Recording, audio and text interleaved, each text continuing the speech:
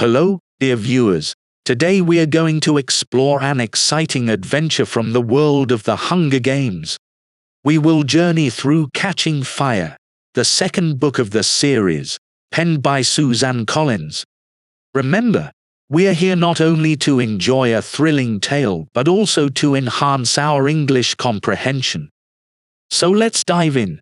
Our brave protagonists, Katniss Everdeen and Peter Mellark, fresh off their victory in the 74th Hunger Games, find themselves back in their modest and humble home, District 12. This is the place they've known all their lives, a stark contrast to the grandeur and cruelty of the capital, a place where they hope they can reclaim the semblance of the ordinary lives they once had. However, the world as they knew it has irrevocably changed. The undercurrents of change are tangible as they return. They have unintentionally become the spark that ignited a flame of defiance, a flame that now flickers precariously in the hearts of the people across the districts of Panem. The televised spectacle of their victory against the capital's cruel and perverse game has struck a chord. It was a win not just for them, but a beacon of hope for the oppressed. A symbol that the capital is not invincible, that it can be defied, that the spirit of the districts is not entirely broken. They have won the games, but now they bear the weight of a whole new game, a game of hearts and minds, a game of revolution. While they carry the banner of this budding resistance quite unintentionally, it is a role they cannot easily shirk. It's like a wildfire spreading through the parched forest of Panem, and the seeds of their act of defiance have found fertile ground. The people are now looking at them as more than victors. They are symbols of resistance, symbols of hope, and for the first time in a long time, symbols of change. This newfound status brings with it a host of challenges. Not only are they dealing with their trauma and the adjustments of post-games life, but they are also grappling with their role in this potential uprising. They have inadvertently become figureheads of a rebellion that they are only just beginning to understand, in a world that is just as dangerous, if not more so, than the arena they fought so hard to survive in. As part of their victory celebration and to ensure the districts remember the capital's power, Katniss and Peter are required to embark on a victory tour. This story's a journey across the vast, diverse landscape of Panem, stopping at each district that forms the backbone of this dystopian society. It is meant to be a parade of triumph, yet it feels more like a march of resistance. As they travel, they are met with the faces of the people who have watched them survive the capital's brutal game. Their weary eyes hold a glimmer of hope, and their cheers are not just for Katniss and Peter, the victors, but for what they represent, a symbol of defiance against the capital's oppressive rule. The people of the districts are no longer simply cowed citizens but sparks ready to ignite into the flame of rebellion. Experiencing this firsthand, Katniss begins to comprehend the extent of their victory's symbolism. It's not merely about two teenagers who beat the odds in a violent spectacle, but a testament to the human spirit's resilience against tyranny. It's the dawn of realization that the capital, in all its might and horror, can be challenged. But this revelation is overwhelming, especially for Katniss. The weight of their symbol, the expectancy in the eyes of the oppressed, and the reality of their circumstances combine into a heavy burden. At her tender age, she is faced with a responsibility that transcends her survival. The role she's thrust into is much larger than herself. She must now navigate her life as a beacon of hope in a world on the brink of revolution. Yet, amidst all this, she is but a girl navigating the tumultuous journey of youth, learning about love, friendship, trust, and the harsh realities of life. all while being thrust onto a stage where she must play the part not just for herself, but for an entire nation yearning for freedom. It's a difficult journey, but it's one she's embarking on, one district at a time. The capital, ruled with an iron fist, never tolerates dissent.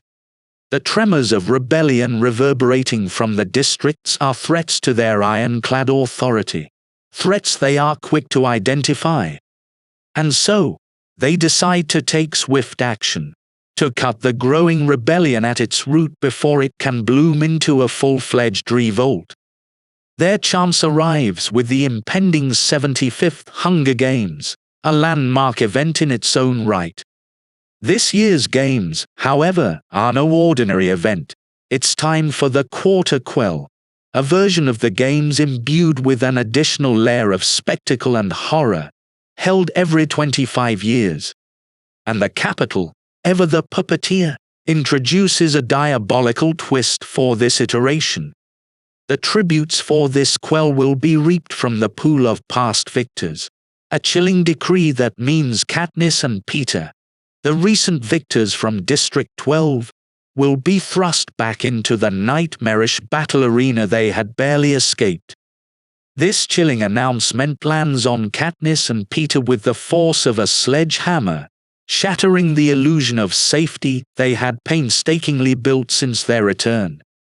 The terrifying specter of the Hunger Games, which they had hoped was firmly in their past, resurfaces with a vengeance, casting a dark shadow over their already fraught existence.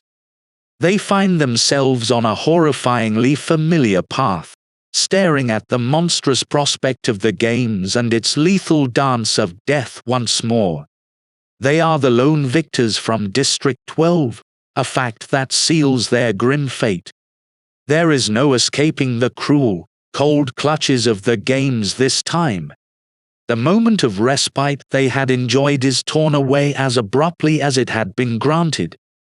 The capital, with its insatiable thirst for control, has pulled them back into the deadly spectacle they had hoped to leave behind forever. It's a nightmarish echo of their past, serving as a bitter reminder of the capital's relentless cruelty.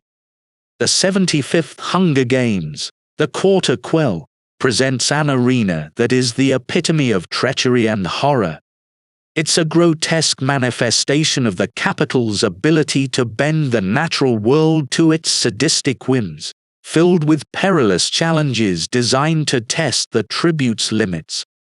They confront a myriad of lethal obstacles, each one more horrifying than the last. A dense fog, not just a regular mist, but a venomous vapor, rolls out across the arena, searing the skin on contact and inflicting torturous pain. Savage monkeys, genetically engineered for ruthlessness and cunning, lurk in the shadows, ready to pounce with deadly bites. And as if these terrestrial terrors weren't enough, a colossal tidal wave, harnessing the relentless power of the sea, threatens to inundate the arena, promising destruction on a cataclysmic scale. But despite these terrors, Katniss and Peter refuse to succumb to despair. Their will to survive, and their refusal to play into the capital's narrative, fuels their resistance. They find potential allies among the other tributes, familiar faces also caught in the capital's cruel game. Beatty, with his brilliant mind and technological prowess, offers a much-needed tactical advantage.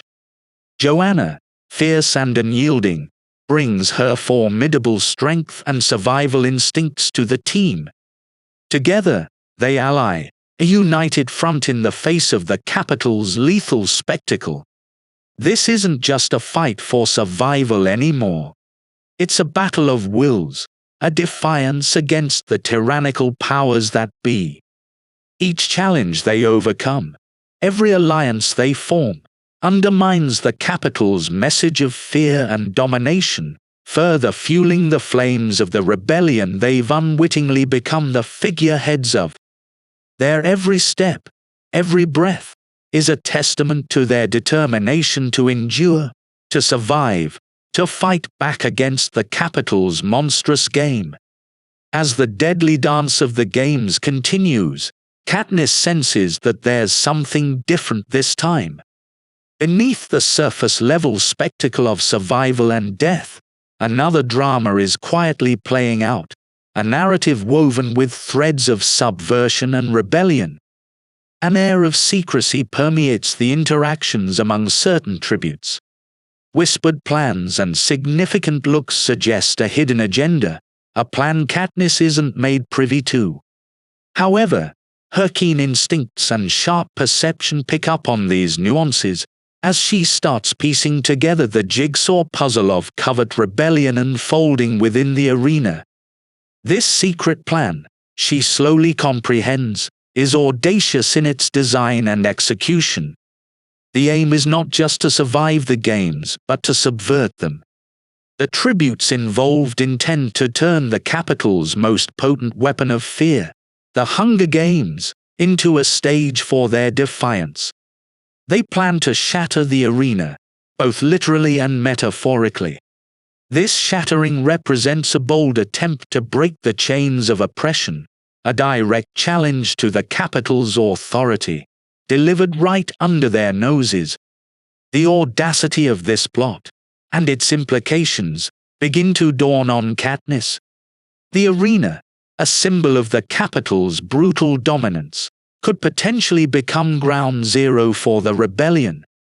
The tributes, instead of being mere pawns in the capital's savage spectacle, have chosen to become the players, orchestrating a rebellion from within the very system designed to oppress them. Katniss, who has always been a survivor first, now finds herself on the brink of becoming part of something far larger than her struggle. The games, and her role within them, are taking on dimensions she hadn't fathomed before.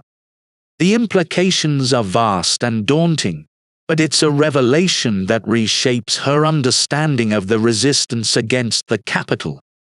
This is not just a fight for survival, it's the beginning of a war for freedom. In a climactic spectacle of destruction and defiance, the plan is executed. With a deafening explosion, echoing across the dystopian landscape, the arena, that once formidable symbol of the capital's power, crumbles.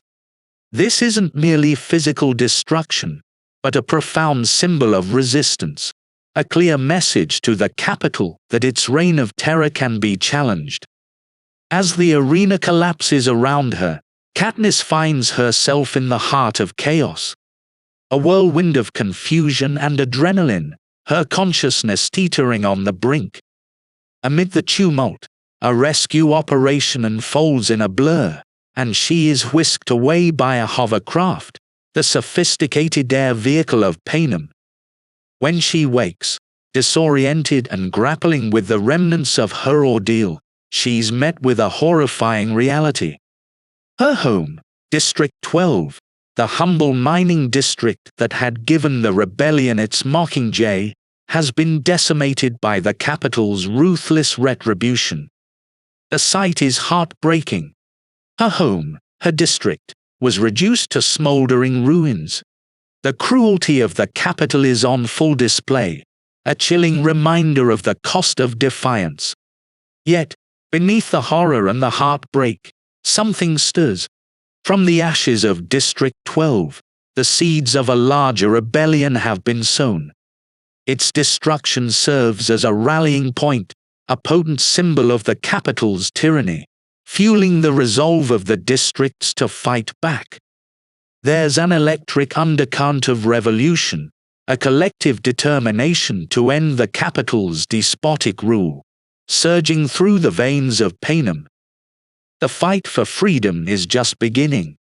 The stage has been set, the players have been chosen, and Katniss, the mockingjay, finds herself at the heart of it all. Amid the ruins of her past and the uncertainty of her future, she stands poised on the precipice of revolution, the symbol of hope against the darkness of tyranny. The saga of her survival has morphed into the chronicle of rebellion. The games are over, but the real battle, the battle for freedom, is only just beginning. Thanks for joining us on this exciting journey today. If you've enjoyed this video and want more, do like, share, and subscribe. Until next time, keep learning and stay curious.